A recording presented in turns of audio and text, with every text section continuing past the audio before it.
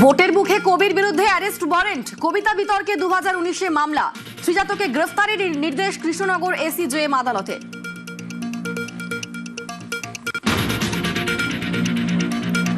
নির্বাচনের আগে শ্রীজাতর বিরুদ্ধে পরোয়ানা। খবর সম্প্রচারের পরই পাল্টা পোস্ট সিইও।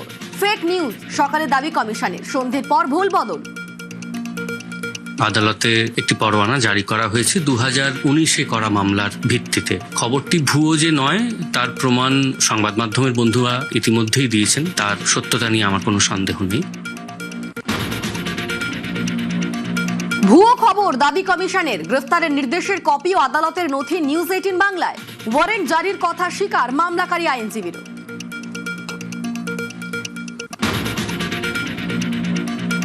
শ্রীজাতর বিরুদ্ধে গ্রেফতারি পরোয়ানা, চড়া সুর মমতা বন্দ্যোপাধ্যায়।